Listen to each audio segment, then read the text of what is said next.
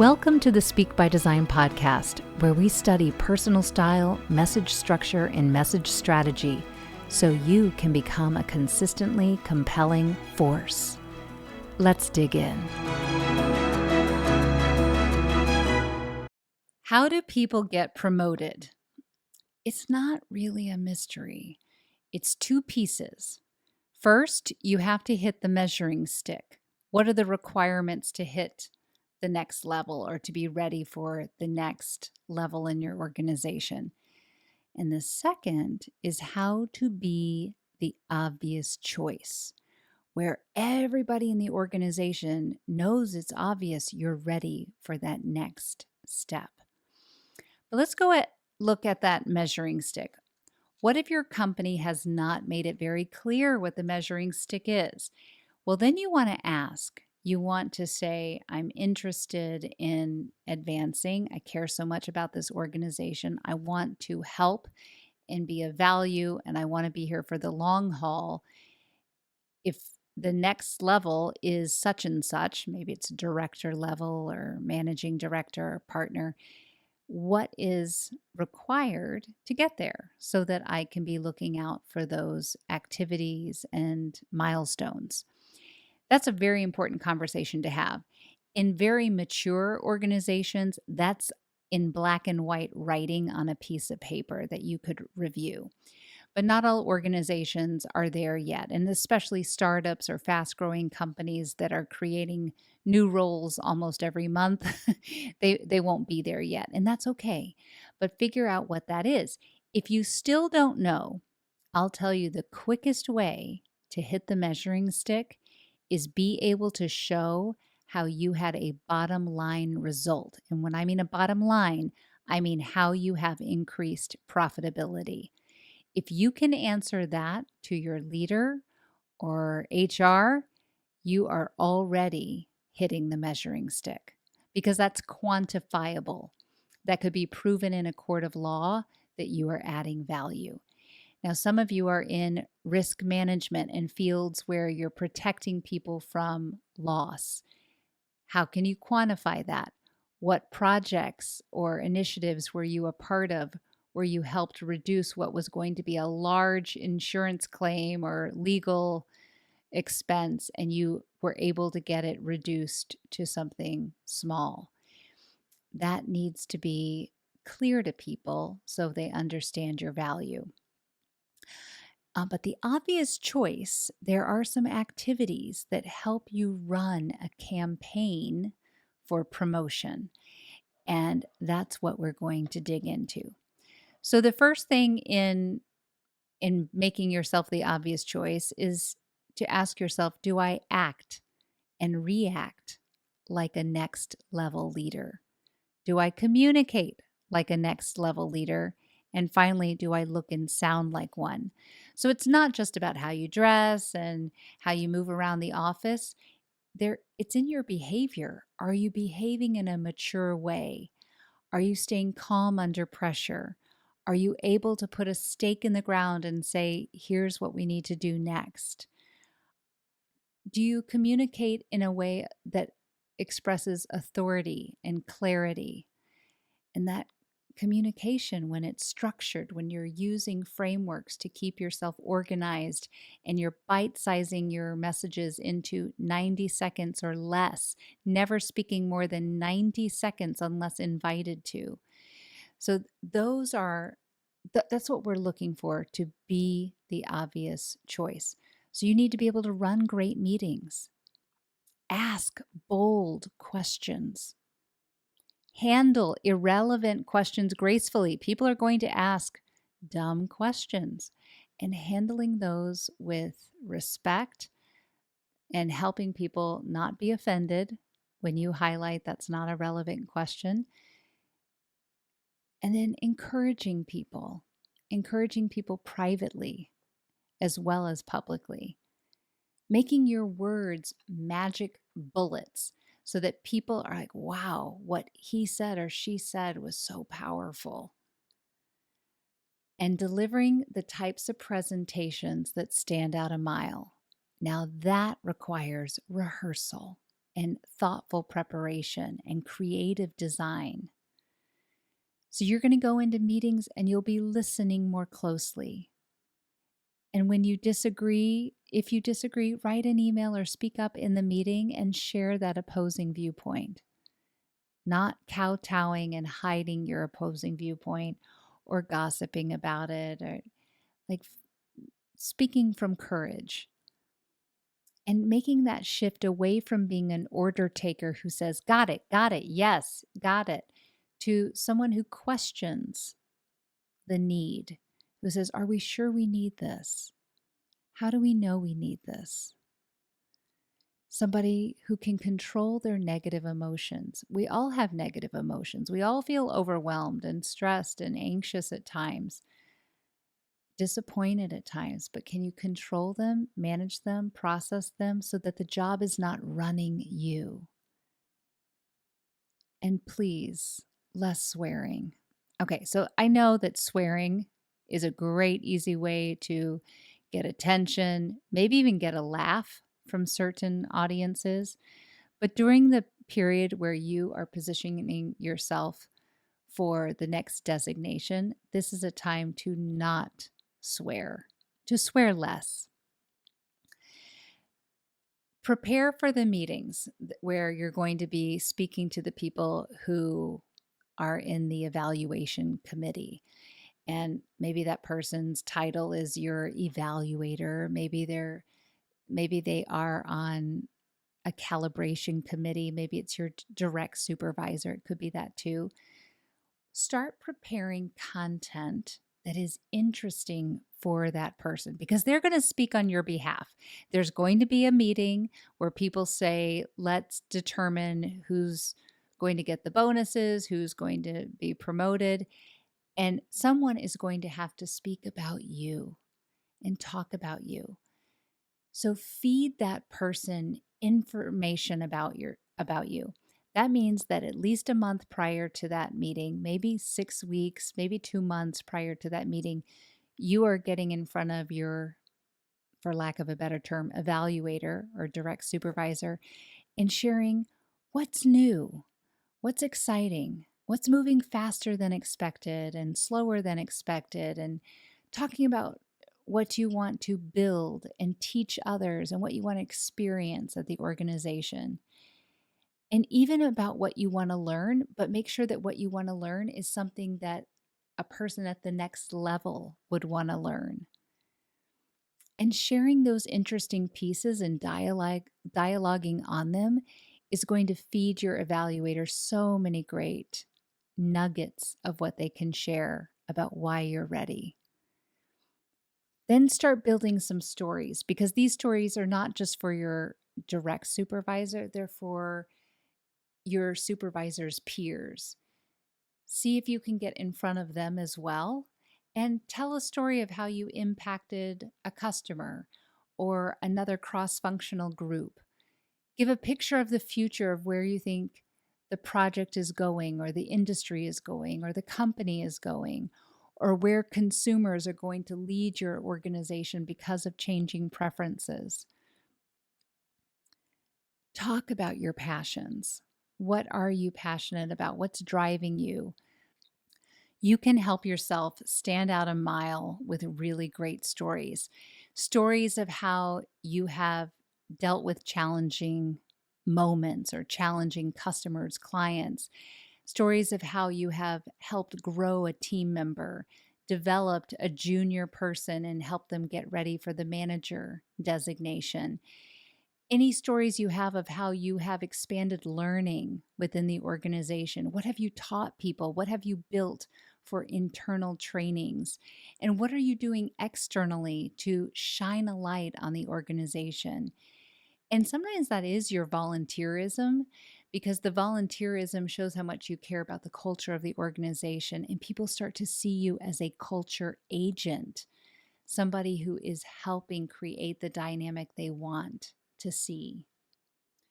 Different organizations do different things. I've worked with a company that had people actually have to get up in front of the committee when they were up for partner level and deliver a 17-minute speech with no notes, no props, no slides, all from memory about why they deserved to become partner. And then they had a few minutes of Q&A, and from that presentation, people voted as to whether or not that person was ready for partner. Other groups do it differently, where there's an evaluator assigned, and that person is interviewing you about your experience to date and the impact you've had. And it's a one-on-one interview, and that person is then going to present your case to the committee without you in the room. Lots of different ways this can get determined at the top. A board of directors, they might have 1, 2, 3 internal candidates and a few external candidates, and it's the same thing where they let them present a strategic plan and they vote on who delivered it the best. They usually try to narrow it down to 2 and decide from 2 candidates. And that's a very important communication when you're at that point. So let's say you have delivered your fun, interesting things about what's new, what you're building, what you want to learn, what you long for, and then you've also built these impact stories. Now you need to go set up meetings. And you could write people very directly, senior leaders, and say, hey, I'd like to have a coffee. I want to check in with you. Another thing you could do, though, is ask for advice. You could write not your direct supervisor, but someone else who's a peer to that person and say, I need your advice. I know you have made some interesting career moves, and here's what I'm grappling with. And make it specific. Do you have 30 minutes where we could hop on Zoom or meet up for coffee? That is a very interesting conversation, and that makes the other person excited to meet with you. When you meet with them, don't make it all about yourself. Ask them to tell their story. People love to tell their story. They'll tell their career story and save the last 5-10 minutes for you to ask your 1 or 2 questions about advice. You really only need 5 minutes. The real purpose of that story is for that person to share their story and for you to deeply listen and react and connect over it. And those are you. So you want to make sure you send those notes out, and that is a communication plan. So make a list of all the people that you want to be sponsors for you, or at least people that you want to have pulsing energy around you and this next designation. And that might be a list of 20 people, but for sure you need 7 good, I think 7's a nice number, of people who can speak intelligently about the value you add in the organization. And that requires some real meetings with these people. And one may not be enough. You might want to set up, let's say you know this is going to be a year for you, a year's worth of journey to this next designation. Aim to have 4 meetings over the year before the calibration meeting happens. Now, 6 months prior to that calibration meeting, there are some things we recommend you do. And the first is building a case. And that is not something that you just memorize and put in your head. It is a PowerPoint document, and it's 5 pages. And I'm going to lay out what those 5 pages are. This is something that we actually help people with in a private coaching realm. And some organizations, this is not their way of doing it, but we have found that the act of even building it for the individual makes it so clear to them what their value is. They are ready for any interview, any interaction. At any moment, they can explain what they do for the organization, what they're passionate about, and what they're going to build in this organization. So nobody ever questions their value when they have this. So page 1 is an executive summary that includes your mission, vision, values, and a summary statement of your value proposition, which might be, I help organizations grow in this way. Let's say you're in consulting. I help clients achieve these results. If it's something internal, I help improve or utilize analytics to make better business decisions that yield millions of dollars in profits. So that kind of statement helps it be very clear upfront on page one what value you provide. And it's stated in a way that it is a mission. It is a mission statement. Now, page two is going to be about the end user impact. So, how are you helping your companies, customers, clients, communities, patients? How are you helping them get better outcomes? And these will be those really good impact stories that talk about your bottom line impact. So that's page two. So already page one and page two are heavily focused on bottom line, and I'm saying bottom line, but profitability impact of your work. Then page three, this is about the knowledge that you have in your head, that you have converted into knowledge you can share with others. This is why it's so important. We always recommend to people that they get involved with internal training. How are you growing other people? So on page three, you talk about what articles you've written, what cases you've built. And so the documents you've built, the live trainings you've led, the mentoring privately that you've done with other people who you're grooming to be future leaders for the organization underneath you. And then page four are the people that you are nurturing. So, who are you helping rise up? And these should be the shining stars who have done great work for you. Page five is your leadership list. So, who are the leaders, the sponsors, and the other people on your exposure list who know you? And could you put some of the quotes that they have put in performance reviews about your work, or even screenshots of thankful emails that they've sent you? You don't have to have a lot of quotes, but a few are helpful, so that when you are talking about why you're ready, and if you were ever asked, how do you know you're ready for this next level? You've got it so clearly in your head because you've built the slides that go with it.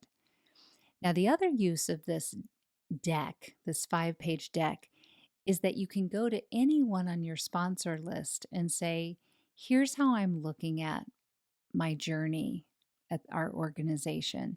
And you send them the document or you show it to them live in an interaction. The importance of that is, let's say you have 7 sponsors and you show all 7 of them this document. All 7 of them are going to have in their mind a very clear, crystallized view of why you're ready. That's a beautiful thing. So decide how much you want to distribute it. Maybe you don't send it to anyone. Even the act of putting it together is going to get you organized. All right, so that's step 1. Second thing you're going to do 6 months prior is you're going to go shopping. You're going to go shopping and refresh your wardrobe to make sure that it is seasonally colored correctly. There are seasonal colors. Every season, you get a new shade of orange for fall. It's not the same as last year's orange. And you want to be in this season's color scheme. You're freshening yourself up so that you look current, if not fashion forward. That doesn't mean you need to be a fashionista. I'm not advocating that. We just want to look really current. In this window, you do not want to be wearing tired clothing. You want to have a sharp haircut. Doesn't mean your hair is all chopped off, ladies, and your hair is a bob. You can have long hair, but it needs to be cut cleanly at the ends. And men, same for you. This is not when you want to be super curly, messy, you want nice, clean lines on the back of your neck. All of that to help show that you are sharp and edgy. That little edginess in your hair is enhancing your image. And then darker clothing, not light colored suits. This is a time to wear your navy suits, if you're in a suit culture. And wear a blazer, ladies. Layer up your clothing so that you have more dimension to the way you look. Step 3 is sending an email to your sponsor and attaching that 5-page document if you want, and requesting that you meet and talk through how you're looking at this. Schedule those one-on-ones again. Become more visible in the office. This is not a time to work from home. Come in more often, walk through the halls, find people, seek people out for conversations, informal conversations. Seek people out to go to lunch in the lunchroom if you have one, and volunteer more than you have before. When the office sets up events like everyone's going to go to a jazz concert on Thursday night or baseball tickets on Friday after work, do those things. Be more visible. If there is a way to volunteer to help with more business development or to help with another cross-functional group's activities, do it. Get more visible on LinkedIn as well. Your media team and marketing teams are putting out messages on social media. Champion them. Most large organizations want you to do this so much, and for you to find the time to do it, especially in this 6-month window where people are going to be talking about you, that just gets you top of mind because everyone is seeing your name so many places.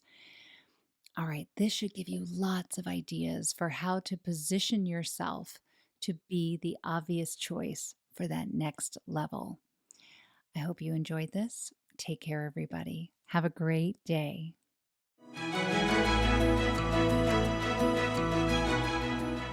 If you are enjoying all of these lessons, but now you're hungering to turn all of this into skills and habits that make this work intuitive and natural so that you don't have to think about it, then you want to join Speak by Design University. That's our coaching program that gives you private coaching, group coaching with me, group training, self-paced learning, as well as exceptional networking with other people like you. This program is for managers and above, people whose careers are on fire and they're looking to hit their next level, and they want to do that sooner rather than later. Check it out at speakbydesign.com/join. That's speakbydesign.com/join, and you can start with us at the 1st of next month. We hope to see you there.